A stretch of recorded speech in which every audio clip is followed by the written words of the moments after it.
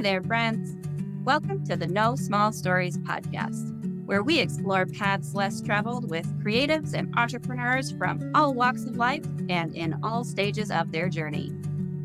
No matter how small you start, your story is always a big deal to us.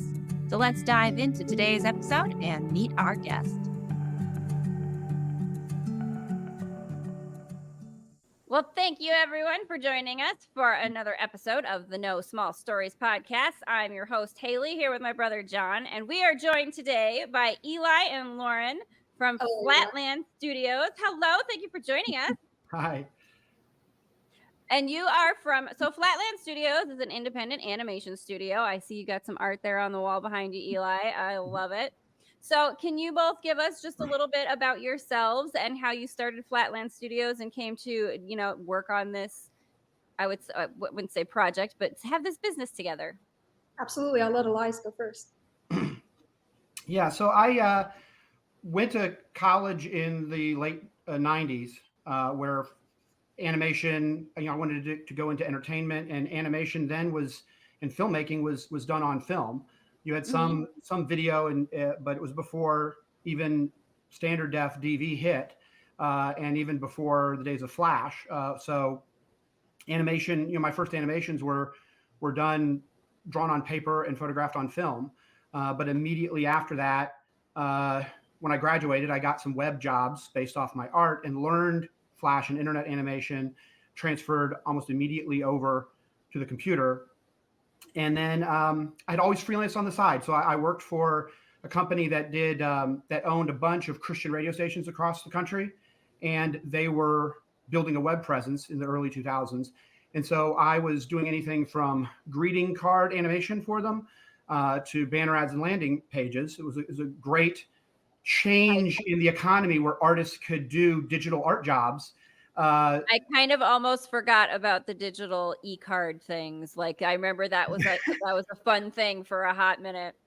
Oh, it changed everything, because the people that graduated just before me, they might get a job doing art at the local newspaper, whereas I was immediately getting web jobs and doing animated banner ads, e-cards, and the like. Landing pages and banner ads was what I did for advertising at my full-time job.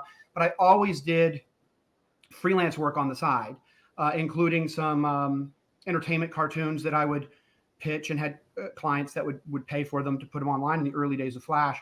And so I did that until about 2006. And then right before Christmas 2006, I quit my job to go freelance, and did that for a couple of years. I did have a different company with a friend of mine for a while called Eastwood Media that did where I then was able to more focus on video and animation, and he did the internet stuff. My business partner did the internet stuff. But then in 2014, social media was hitting, and he kind of went that direction with some other internet stuff. And I was more and more into the animation side.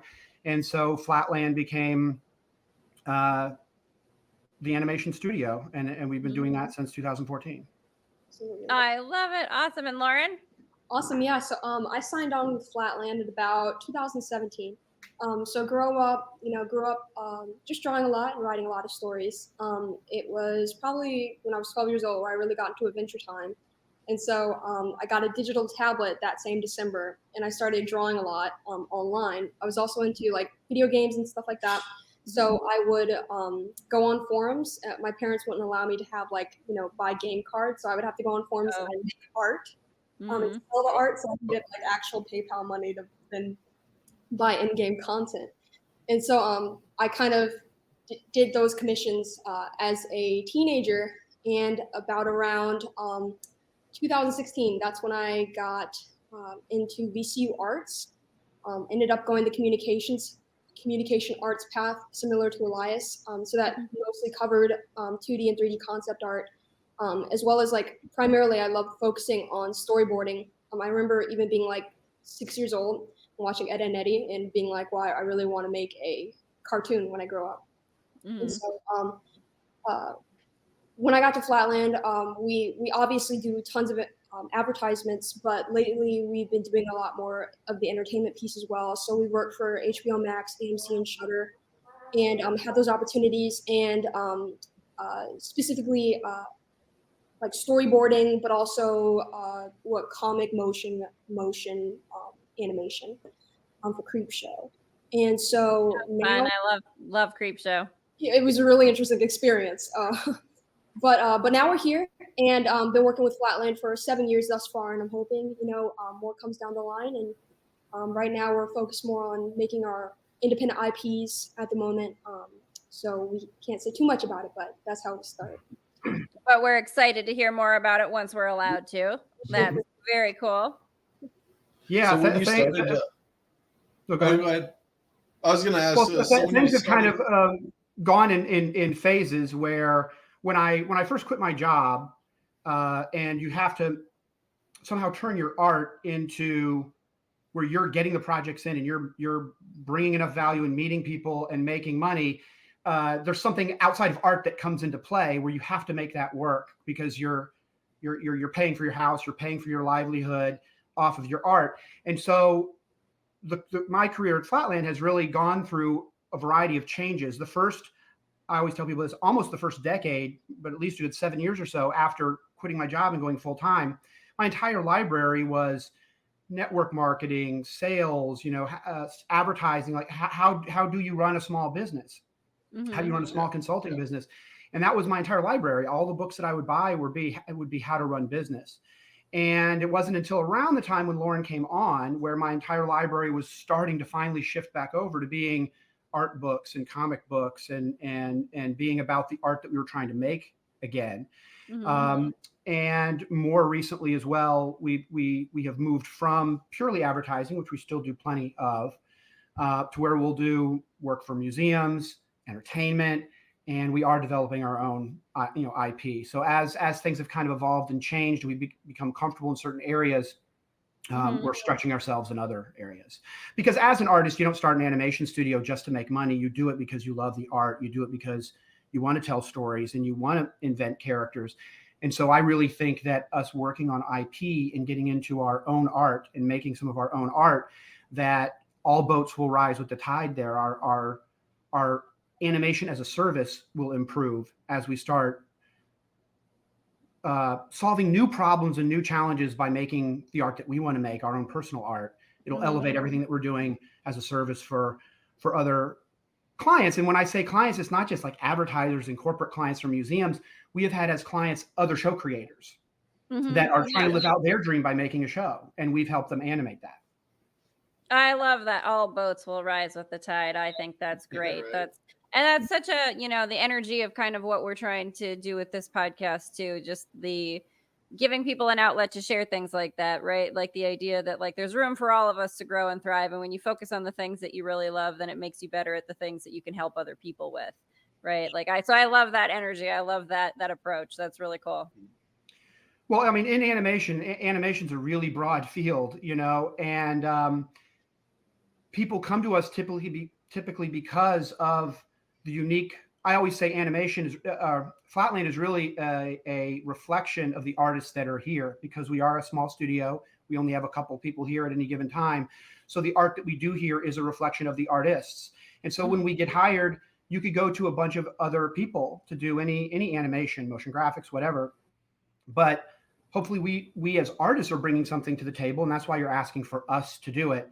And we will also change with that. Like we have scored original music and made original songs after Lauren came on board, because she's a musician as well, and had some music prior to even coming at Flatland that was very character and story and personality driven, that really has worked for many of our personal projects, but also for our client projects, being able to, whether it's just score the music or whether it's able to actually make a song for them. So that too is just a way in which the artists that are here change the art that we produce, because we are, even as our animation as a service to a client is a service, still is our art. Yeah. And so we attract clients by making good art in the first place. So some of the best projects that we've done have been because clients will see something that we did in-house just because we wanted to experiment with a new style or show off what we could do or experiment a little bit. And if you only do what you're paid to do, then people are going to keep paying you to do those things because that's what they see on your portfolio. So if you want to do something different and you make that art, or you make something like what you would like to see, now people can see that you can do that too, and they're interested in that, and then they'll pay you to do something along those lines.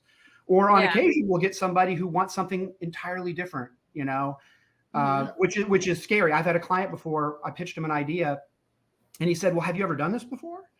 And I got really worried that if I said, no, I've never done this before, but I know we can do it, that he would be concerned that we weren't capable of doing it. But I had to be honest and say, no, I know how to do this. I know how to do that. We've never done anything quite like this before, but I think it's a great idea. And fortunately, he was the type of client that wanted to hear that this is not something you've done 100 times before, but that this is unique for us, that this is something different you've never done before, because we're coming to you to get something fresh and new that is only for us. Yeah, well, I was gonna say, like, it's something fresh if it's new to you too, right? And it can come out being something really interesting and really unique. And I do love that, Lauren, that you can bring in that music element too, like, because that makes you really very diversified as an animator. That you don't have to like go out somewhere else to get music. Like, so that's really cool that you have that you can add in there. Definitely. Yeah, and we have overlapping skills. Like we both storyboard. Lauren is certainly capable of doing 2D animation, character animation on her own, and she's done that for us as well, and done a lot of storyboarding. But even though we have these overlapping areas, we also have a range outside of that. I'm much more into the 2D cartoon character animation specifically, whether it's rigged characters where you kind of puppet them around after drawing it once, or whether it's frame by frame.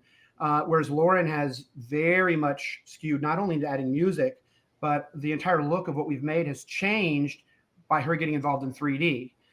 When she first came on board, she was very into digital painting. So instead of more of an illustrated or vector shape-based cartoon background, we now have these rich, they almost look like digital oil painting backgrounds. So that kind of changed the look that we were able to capture. And as she's moved into 3D, we can do a lot more with the environments that we're putting our characters.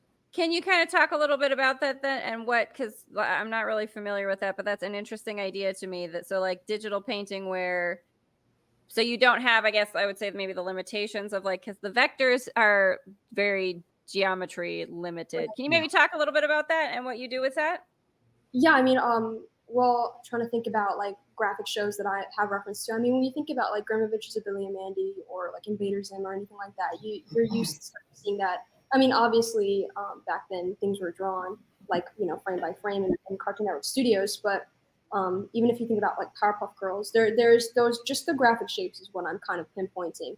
And I absolutely love that. Like I said, the Adventure Time thing. But I also really have, I guess, like an affinity for like, if you think about 19th century paintings and stuff like that. I had a background in liking like, PlayStation games that had the really rich concept art, and so bringing that element of realism and shading in Photoshop, being able to, so obviously there's a difference between the graphic style and then raster painting looking Photoshop stuff, and bringing that on in some of the background work that I started on doing when I first got to Flatland, and a few of our later projects as well that we've done with other energy companies, just implementing just, I guess, a different style that's other than it has its own strength. Obviously the graphic art has its own strength, and the other one does as well. So we just wanted to diversify that and show that there's a greater range that we can do here. And so that's what we're kind of trying to also do with some of our development in-house with the 3D as well, because obviously people know us a lot for 2D. We also want to be known for 3D works as well. So we've been doing that. So it's really interesting. That's really cool. Yeah, it really evolved a lot, because when I was doing animation by myself or with some other animators, I was never really much of a background artist. And when I moved from doing animation on paper, where you're kind of drawing it and photographing it on film, and it remains as pencil test when you're in college, and then you learn Flash.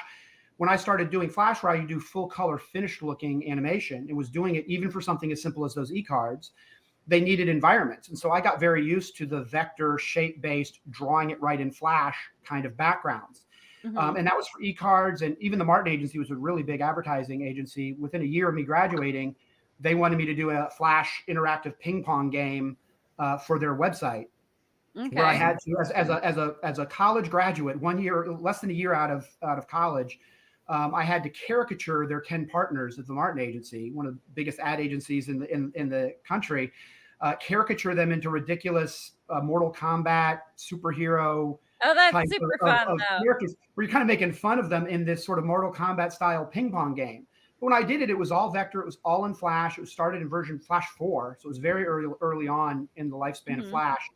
But all the backgrounds too were then vector and shape based and simple in that respect. When Lauren came on and could do these digital paintings, it gave it an entirely different look that we could do. And it was learning on her part as well. And we actually discovered this too when we worked on Creepshow, and there were a lot of Photoshop painters that were developing the artwork for that they would send it to us to animate. Is that if you're an illustrator or a digital painter, you will use the layers in Photoshop based on the effects that you want to give it. You might have a layer for highlights or shadows or whatever.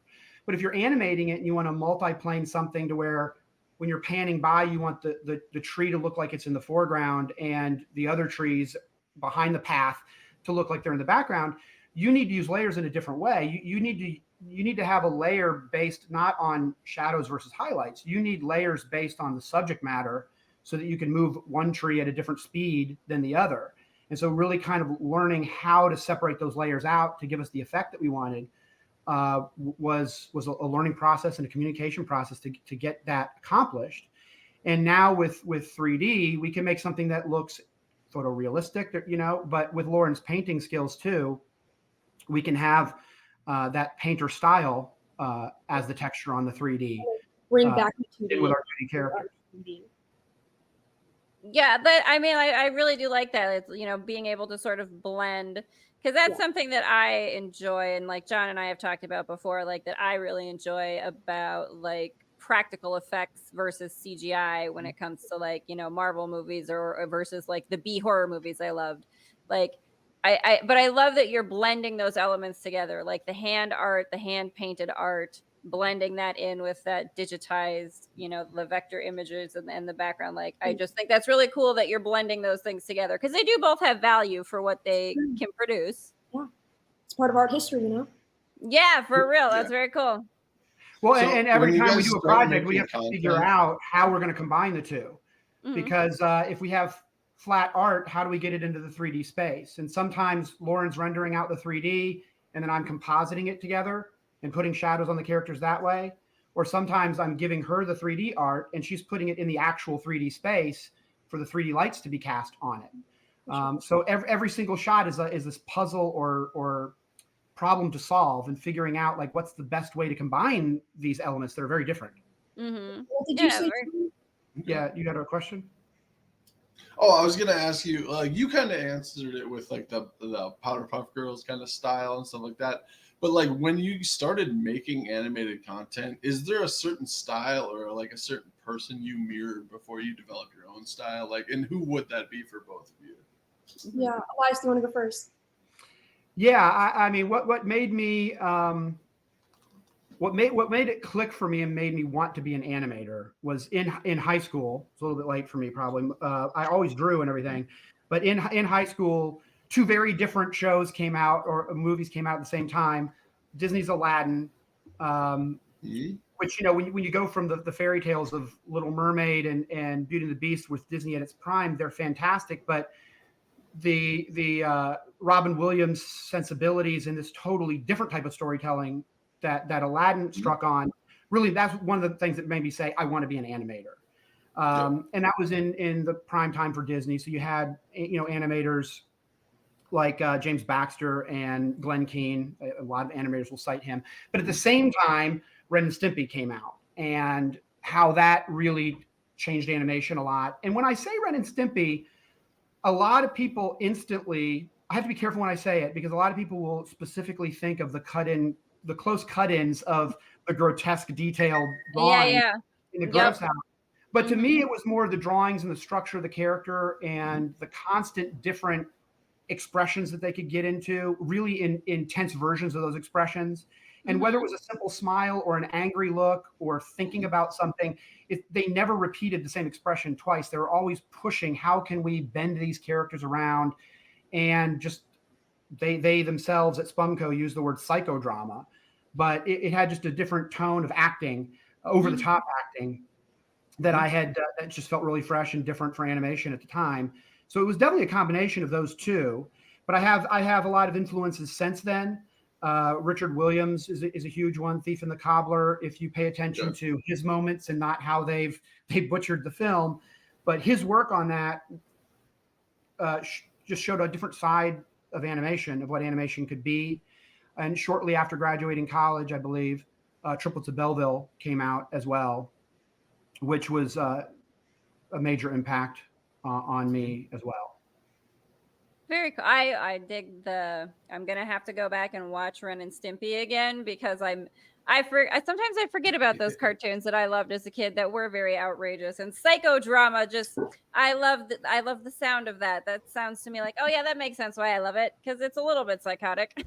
Yeah, and I mean the one episode to watch is when they make the happy helmet and force Ren to be happy, and he's even in something like a silly comedic cartoon when he's being forced to smile but trying not to.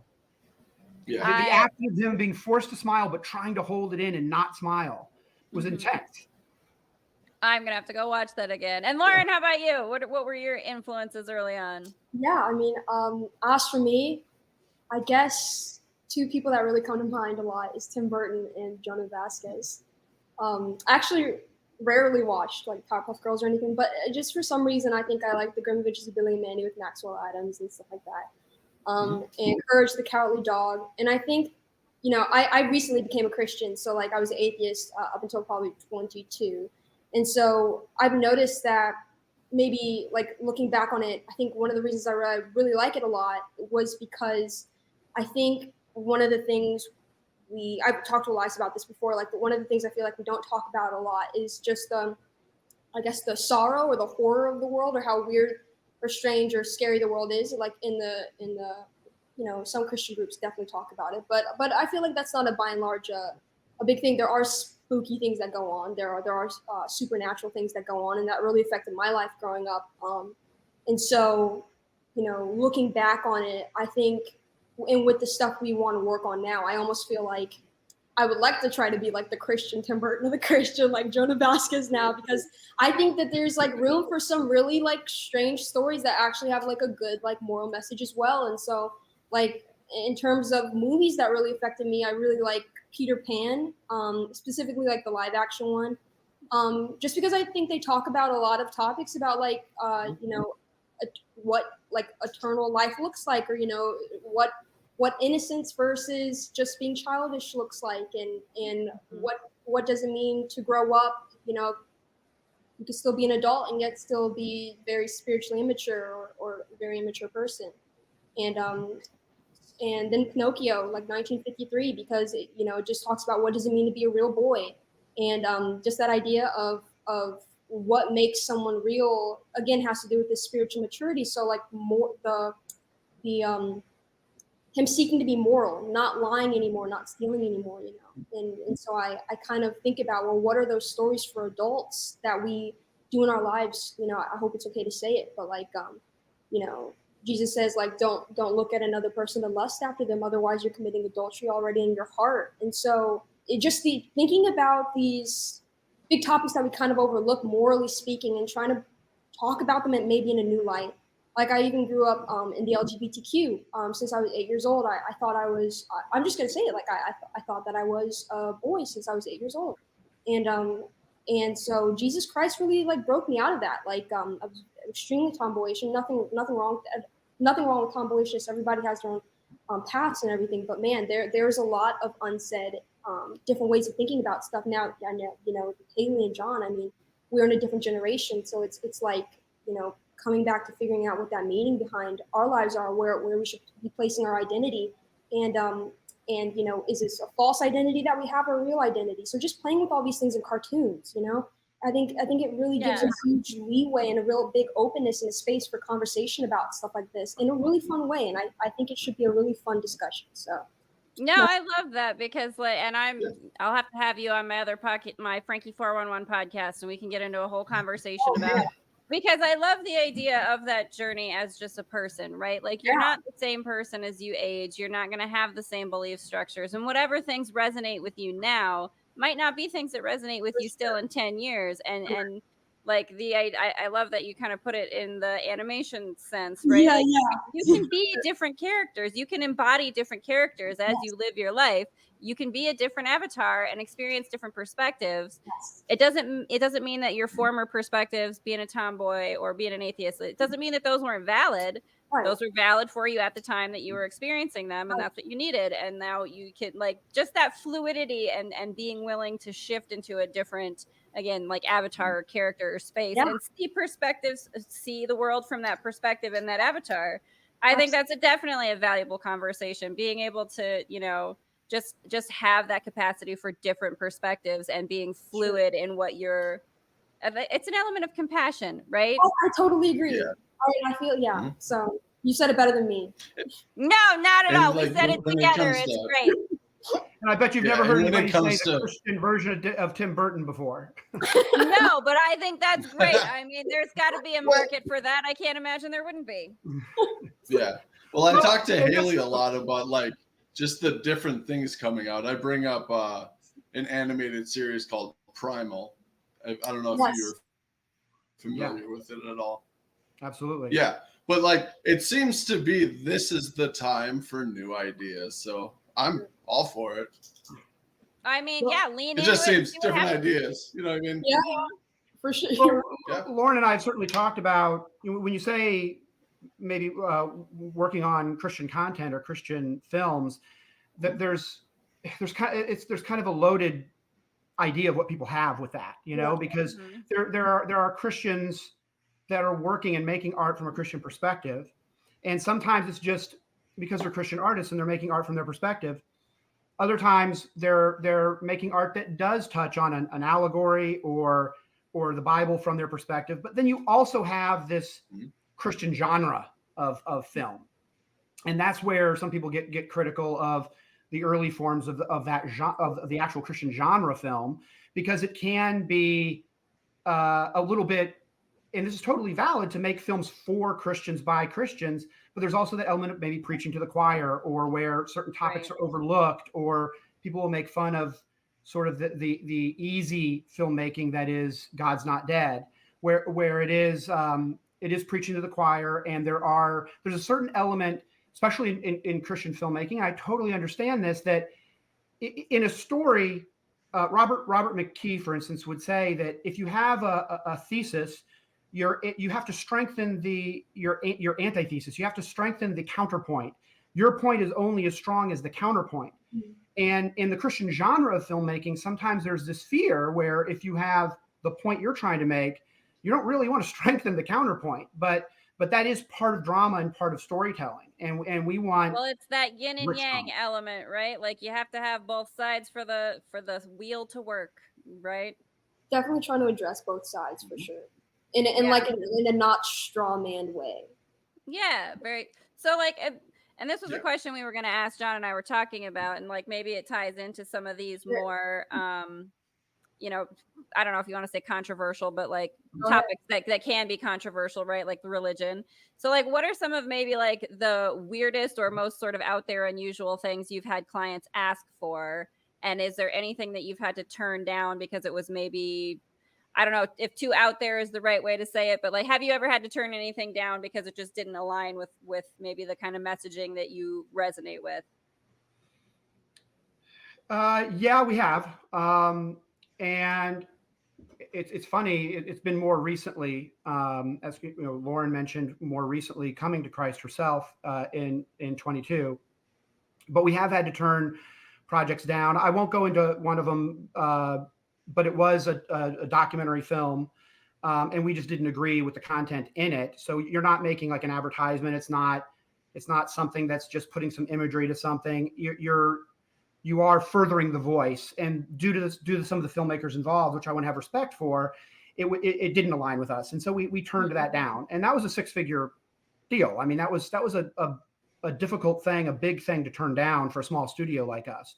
But we knew it wouldn't really fit our values.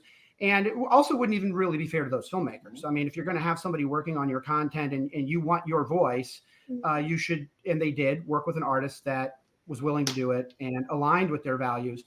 Well, the More authenticity specifically, element, right, is very important. If you know, so I have a lot of respect for you for that, because that is a hard thing to do, to turn down, especially in the culture and the society we live in. To turn down the cash is a hard thing to do, right? yeah, and then twice we've turned down lottery jobs for the lottery from two different sources, two different agencies that wanted it, or maybe it's three, that have requested to do work for the lottery.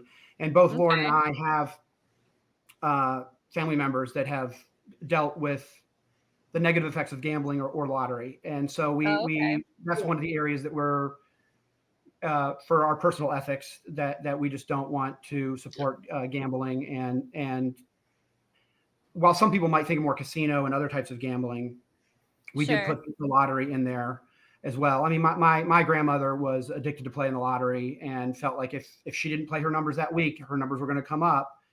And she spent a lot of money on the lottery constantly. And so we're mindful of projects, and have had to turn down numerous projects for things like that.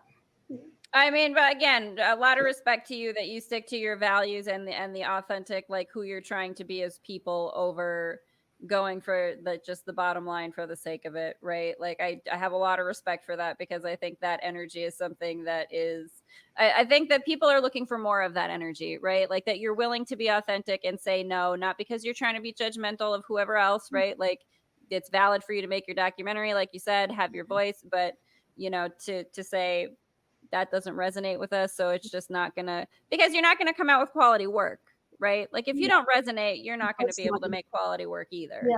Well, and in the past, we didn't turn work down, and we had a couple of cases where we took on work just for the job that we didn't believe in, and it wasn't just that we were neutral, because if we're useful for something, I think one of my talents is getting excited about other people's ideas. I don't just have my own idea. A lot of artists, they fall in love with their own ideas and they really pursue that, and they become independent filmmakers.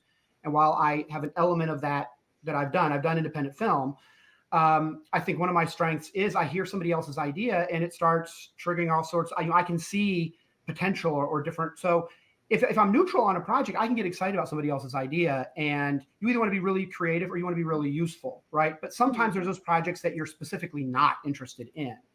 And in the past, we've taken on a couple of those where we weren't that happy with it, and we put in a bid for it anyway, and sometimes didn't get it, probably because our heart wasn't in it, or where the project was just maybe I didn't regret it, but it didn't, it wasn't inspiring afterwards, and didn't really feel good afterwards.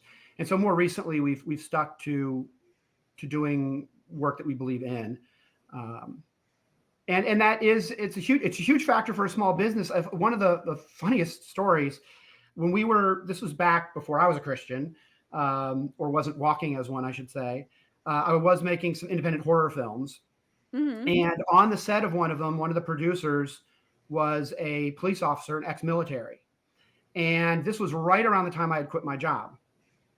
And he comes up to me and says, "I heard you quit your job." And he goes, "Man, I could never do that." He's like, I have done multiple tours in Iraq, and as a police officer, I've had to kick in doors of drug dealers, not knowing if there's a drug dealer on the other side that's ready to open fire on me and shoot me. He goes, "I've done that." He goes, "But I could never quit my job and not know where my paycheck's coming from. I could never do that." And of course, I turned to him and say, "Well, that's good, because I could never do what you do." What you do. Well, but isn't that a crazy thing to like that? I love that, just that comparison. Like, I'm willing to stare down the barrel of a gun, but the idea of not knowing where my money comes from. I mean, is that not a wild human conditioning that we all have? Right. Like, and that it's such a thing of bravery to us to look at him for what he does, but then. And again, that's something that absolutely I agree with. Like, what a thing of courage for you to decide to follow the thing that you're really passionate about, even though it's not a guarantee, right? Like, I love that. I'm all about it. Well, and he was just talking about the potential of going out there and trying to make it work. So then when you are looking at large money coming in and you turning it down, it is hard to do. And you do stand by it for strong reasons. You don't flippantly turn down large projects when you're a small business.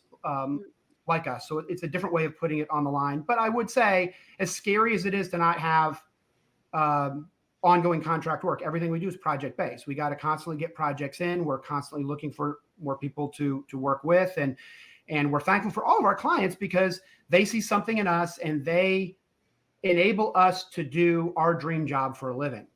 Mhm. But I will say, as far as courage goes, most of the fear that we could possibly have as freelance animators, as a small studio, is an illusion, right? I mean, the worst that's going to happen is you hit some financial trouble, or you have to go get a job again, or something. Not the same as the police officer or military person that knows their life is on the line. So that has also kind of encouraged me to take more creative risks, because they're not real risks. They're mental risks to really put yourself out there and see what you can do. I love that perspective, though. I think that's really great. Like, I do really love that. That's because, again, like, I'm a creative person, and John's a musician too, and has wanted to write a little bit, and it's that being able to just put yourself out there and try it and see what happens. I just love that. Yeah, now we have a bit of a convenience too as animators. Well, I do have a question about, with artists, more, with actors, they put their face on the line. I have a lot of respect for actors too, because when actors act in something, and let's say it's a bad movie, whether it's their own performance or just the movie, that's attached to their face and their their identity. Our art is still kind of sits in between us and the audience a little bit, where there you if something go. doesn't work out, there's a little bit of a shield there, where it's your art or your drawing and not you. Yeah. What were you saying, John? Yeah, what were you saying, John? Oh, I had a question for you. Like, as being a musician yourself, have you played in like the band aspect at all? It's funny. My mom was a backup singer in a band, but I was not. Or just like solo musician? I definitely did solo musician stuff, and got reviewed one time. Okay, I was just going to ask, like, how did? Yeah, by like Richmond Dust Bowl magazine or something like that, and it's probably now the local auricular or something. But I still make music, still love it on the side. But yeah, did collaborating, like, as a musician, kind of help you lean into illustration, like working as a team, like hearing other ideas, and just because as a musician, I play drums, so I have to hear a good guitar riff and then kind of bounce ideas off of that. It's a collaboration. It's not a one idea kind of thing. Okay. So it's like, did that help you kind of lean into this? So are you talking about like the collaboration work that needs to be done at Flatland for certain projects, or are you talking about like just in general? Yeah, like your creative process that you have. I mean, just because you're a team, like the team aspect of collaboration. Yeah, for music and for the projects that we work on, when it comes to music, there's definitely a big collaboration effort between, I would say, like me and Elias, in terms of I think he's really got a good ear for trying to make sure things hit at certain times for shows or anything like that, or advertisements that we're working on. And he's also got an ear, I think, for like removing or unremoving like those decibels from like mastering things. I've heard him do stuff like that before, and I'm very impressed by that.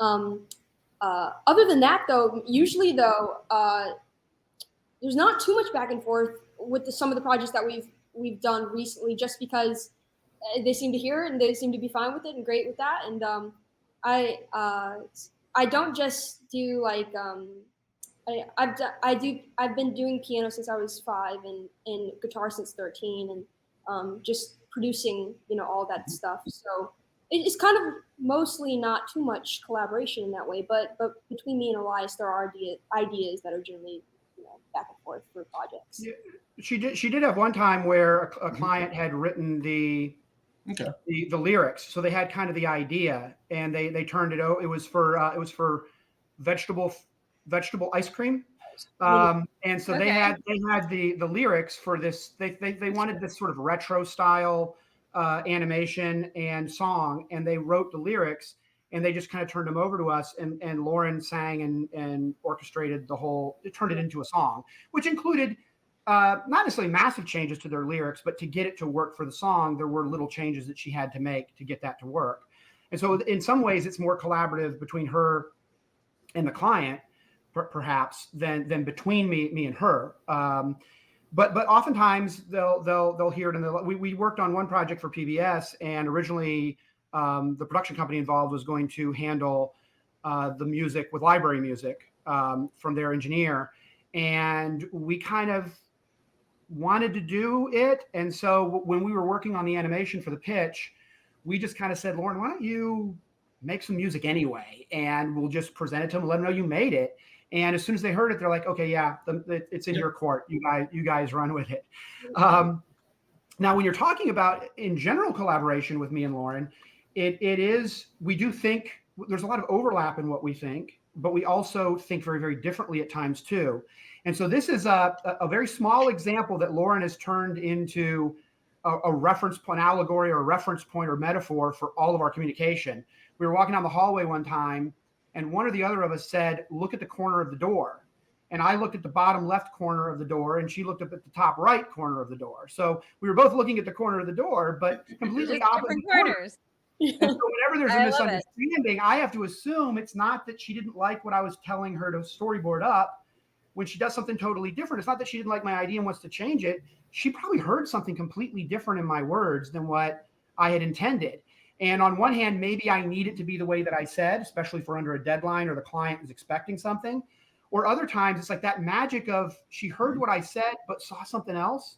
Mm-hmm. Sometimes a whole new idea is born out of that. But one of the things that we've done to try to improve communication is we bought a wooden box and filled it with blocks and dominoes and toys and things like that, so that we can actually set up a mini stage and use our iPhones or just our, a representation of where the camera should be and where pieces of the subject should be.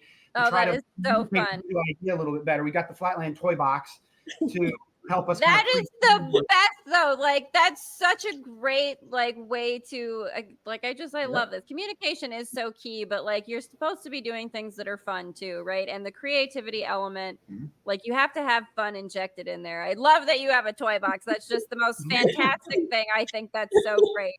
I really do.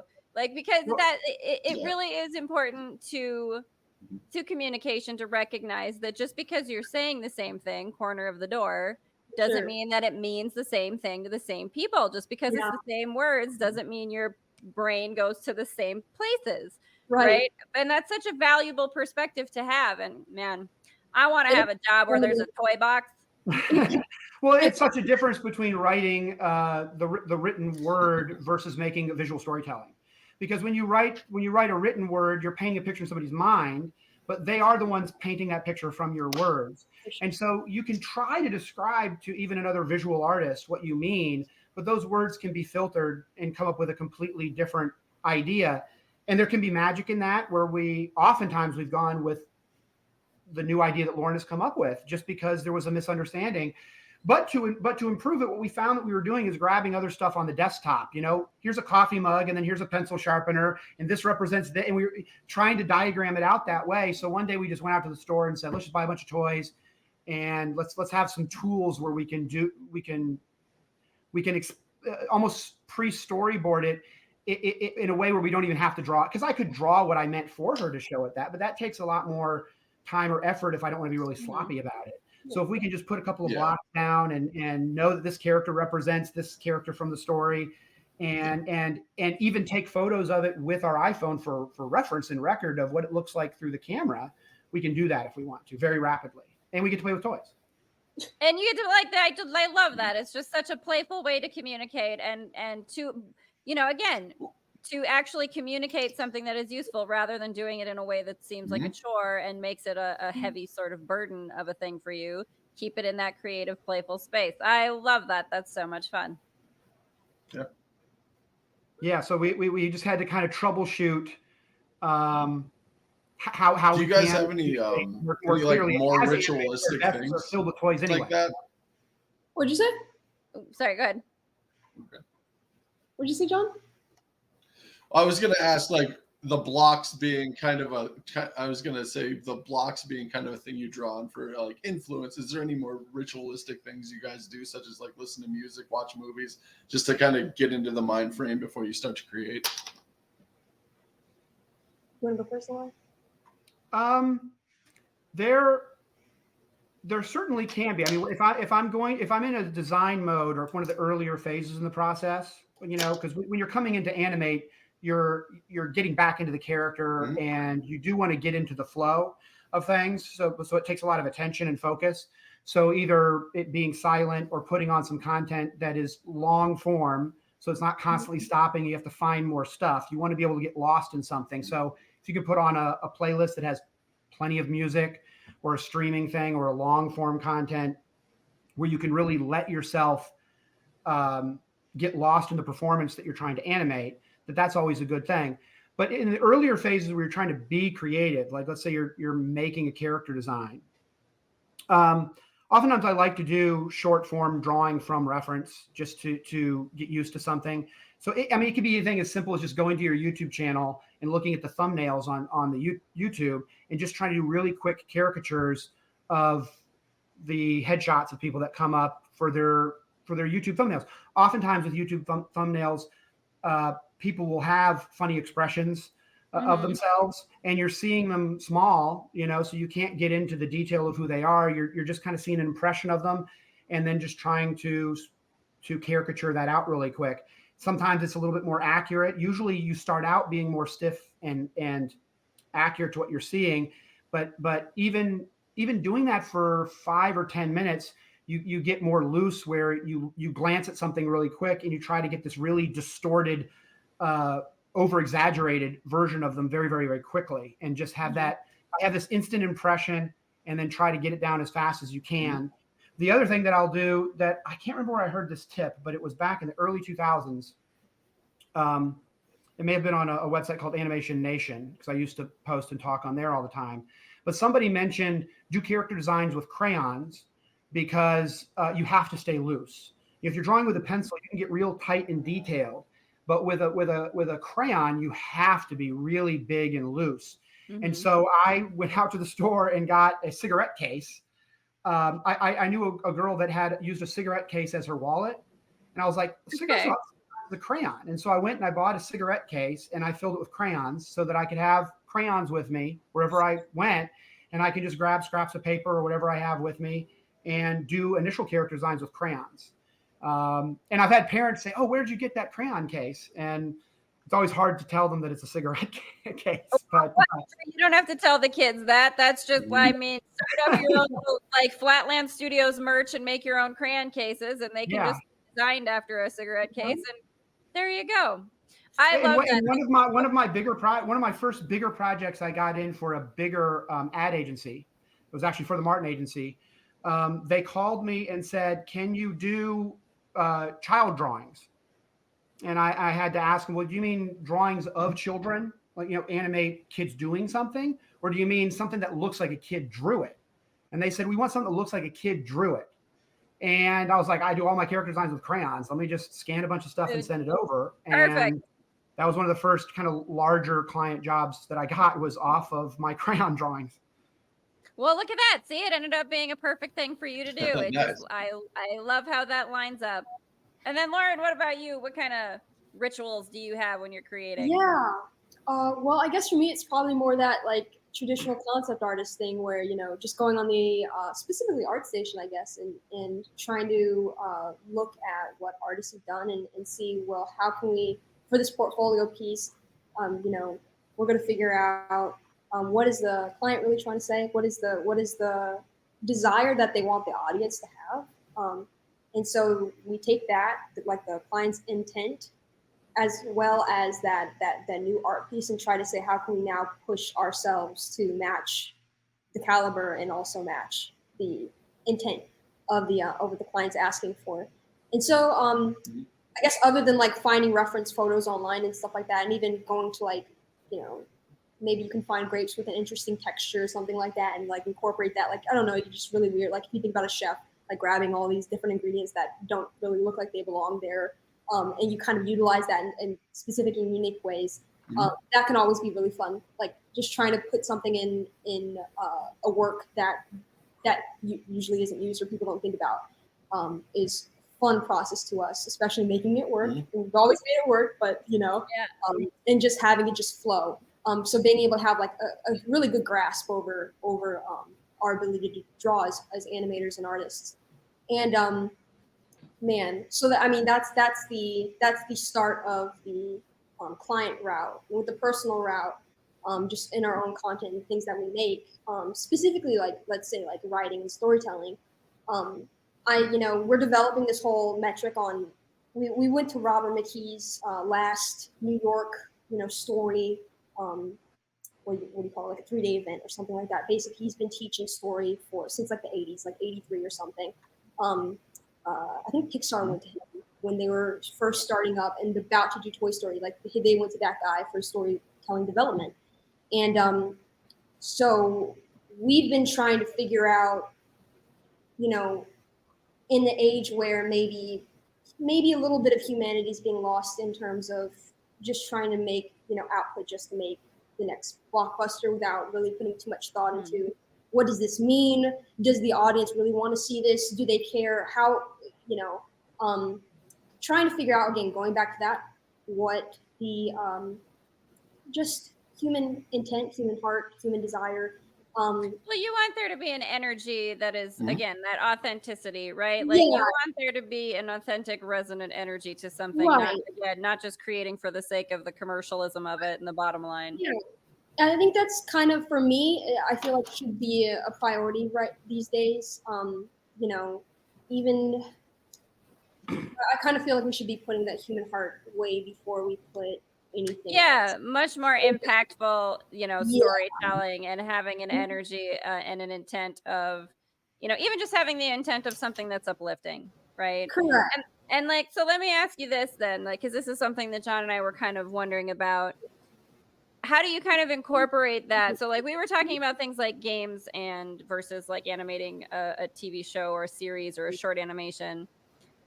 Can you maybe talk a little bit about, like, for the technical aspects, what's a little bit different between how you do the story for a game versus like an animated series, right? And maybe that's a 2D, 3D thing, I'm not sure. But then the energy behind it, right? Like you still want that same energy across the board. So can you maybe talk a little bit about that if you've done like game animation and the differences there? Sure. Well, unfortunately, we haven't been able to do much like game animation or anything like that. However, we have been able to pitch our own show content to Cartoon Network. And that was back in 2020. So like, it was originally going to go co-production. They wanted it originals. We sent it over to LA. They were like, great, thank you so much. And then 3 days later, COVID shutdown happened and everybody left the studios. Gave us a lot more time to think about what you just said about the heart and the meaning behind things. So how I decide to do that. So again, like this, I guess this is kind of outside of Flatland a little bit. But again, it goes back to, and again, I'm just gonna be honest with my perspective on it, because I do believe that it's the truth. But going back to Christianity and going back to figuring out what were Christians actually trying to say, what was the Bible actually trying to say, what are the values, what are they trying to touch on when it comes to the human spirit? Because I find that if you look back in older movies, you can kind of see that there was a big values drop in terms of the black and white films. Something felt a little bit more human in it than we have, like, no shade, but like the new Avengers movies and stuff like that. So I'm just trying to figure out, like, okay, there's obviously this deeper connection back then than now. Obviously, no era is perfect, but trying to reconnect with that, trying to reconnect with, reflecting about ourselves. Like, am I just, for one thing, would I be the same person that I'd be 100 years ago than I am today? And how much of the culture in my upbringing is influencing, how much of the TV, the internet is influencing my ideas, my ability to. Well, your identity as a person, right? Like how much is the outer world identifying who I am, and how much am I going internal and determining for myself who I am and what I think about the external world? Right. Because it seems that a lot of this happens, in the majority of times in all eras, but usually it seems that a majority kind of goes with the flow of culture and what's happening, and their identities are attached to these big social movements and stuff like that. Whereas there's only, like, seems to be a small outlier of people who start questioning what everybody's telling them is the truth about things. And so looking outside of just the mainstream narrative of everything I'm hearing and trying to and looking at the Bible and reading the Bible and that's really made me realize there is this different, like I think about this all the time, like there's a heaven version of me in Christ, and then there's this earth version of me right now. And if it's true, and it is true that we're sinful creatures, and that the person that you, Haleigh, John, Eli will be in heaven is different from who I am now, well, who is that person in heaven? Who is that person I'm actually supposed to be? And so reflecting about, and that's why I think the Bible's important and interesting, because you can actually reflect about who that version of heaven Haleigh would actually be like apart from sin, apart from the world. And so that I think that has given people of the past and now a different perspective on humanity, and has made me actually have a better understanding of how humans act psychologically and emotionally, and has brought out all these different shades of emotion that aren't talked about in mainstream Hollywood or mainstream storytelling. It's been really very just interesting going through the whole spectrum of pain and sorrow and joy, and knowing that there's a meaning behind the pain and the sorrow and the joy, and you find lessons in the suffering. So that's been really interesting. So glory be to God and glory be to Jesus Christ for that. So that's what I think. No, I love that, and I'm glad that you're willing to like share that perspective too, because and again, like I am more in the sort of consciousness realm, but it's a similar.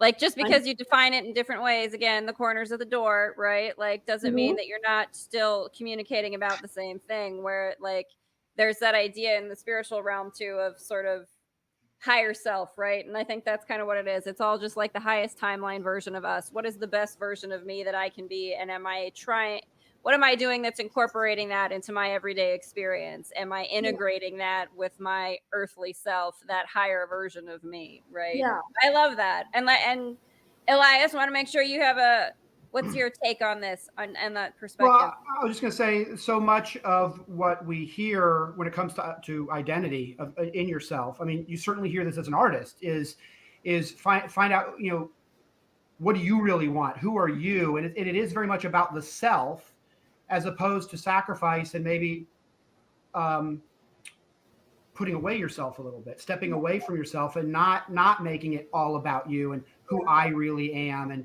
And I could make a very different film if I'm looking at it and saying, what do I really want? This film is so me. What is really me about this film? Or I could take a step back and sacrifice yourself a little bit and say, okay, well, what should really be said about this film? And do you find, or any content that you make, what is the real content that you're making? Is it about yourself? Or because that's where you find your identity and your value. Artists are told that all the time. Be true to yourself, as opposed to maybe putting off the self, putting off of your wants, putting off what you are naturally inclined to, and look for what you can discern as being true. Right. Because I hear people skeptical all the time. People love right now to say the word, I'm a skeptic or I'm skeptical. But one of the things that I see frequently occurring is they use skepticism to undermine somebody that they already disagree with, right? So like if I already disagree with you, I really don't need to be skeptical. If I'm really skeptical, I would use that skepticism against beliefs that I might be naturally inclined to believe without really looking at them and saying, well, why do I believe this? Just because I really like something doesn't mean that maybe it wasn't fed to me in some other way, or maybe I'm not assuming something. So it's kind of shedding the self a little bit and looking at things differently than your own desire. Really fast, because to that point, there's the higher self where people, because I used to be like, well, higher self, that means my true who I believe that I am. There's me focused, what I perceive as the truth, and then there's like Jesus Christ, which is the true who I truly am in reality, and that means that I put off myself, that it is self-sacrifice as opposed to self-indulgence. They're different things, but that's what I love about it, and for me is how do you harmoniously join those things, right? Because they're equally valid. Your Yes. things that you want as a person are as valid as you know, the perspectives that you need to incorporate from, again, the external or from like whatever you consider your higher self to be, right? It's that there has to be a sweet spot where they all harmonize and synergize together in some way, right? And getting into that creative flow, I think, is a good place to try to find that harmony. Definitely. Well, I know we want to be mindful of your time, and so we do have a wrap up question. I'll let John jump in here. He gets our wrap up question.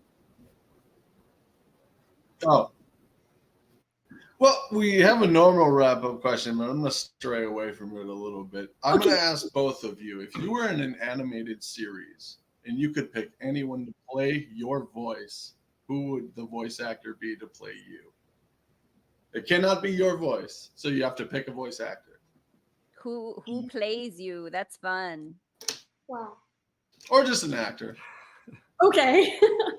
So you imagine your character and what your Mine would be character looks Robin like, Williams. and who. 100%. Okay. Wow. Yeah, Dead you or can. alive. Yeah, again, Ooh, right. you're alive. Anybody. Yep. Who would you pick? Alex, do you want to go first?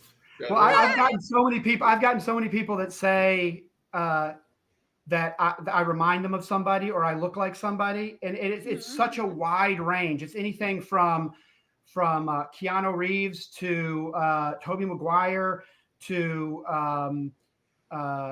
Charlie Sheen, you know, Bob Saget, like all these people. Everyone's like, you're just like that, you know, John Stamos. I've got so many people that but I will say, I was on the top 10 runner-up for the great Ace Ventura lookalike contest back in the 90s.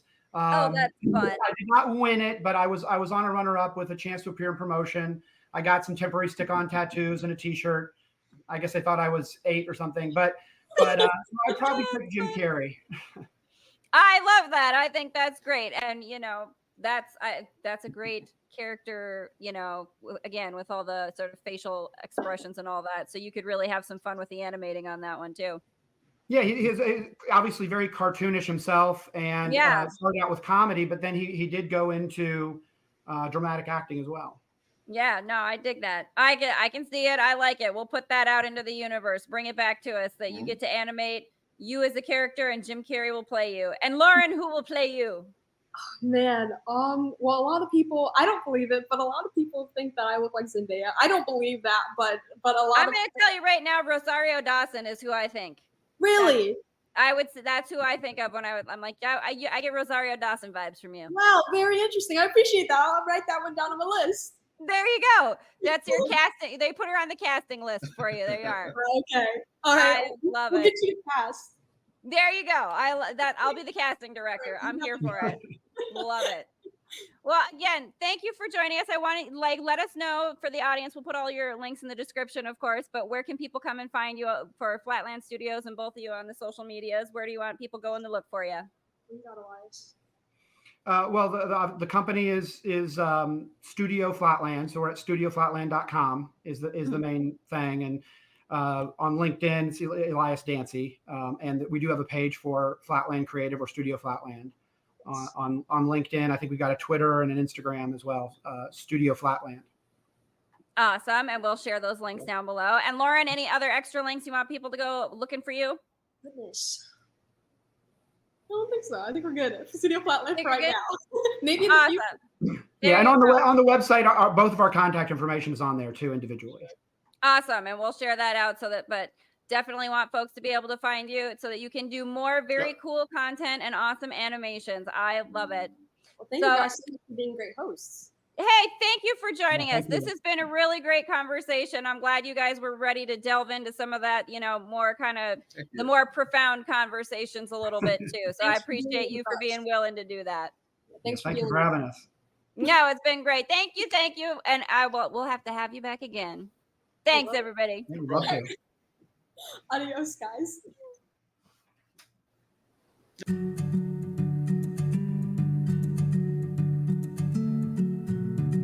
Hi again, friends. Thanks again for joining us for this episode of the No Small Stories podcast. Do check out the links below in the description so you can find more information on this episode's guest. And if you'd like to support more episodes of the No Small Stories podcast, you can become a patron. Find us on patreon.com/NoSmallStories. Do also follow us on Instagram at No Small Stories Podcast. And don't forget to like, share, subscribe, comment, leave a review, do all those wonderful things that you awesome listeners can do. Until next time, friends, remember, no matter how small you start, your story is always a big deal to us. Special thanks to the Parapost Network for the support of their community. Check out all the great podcasts on the Parapost Network on Facebook.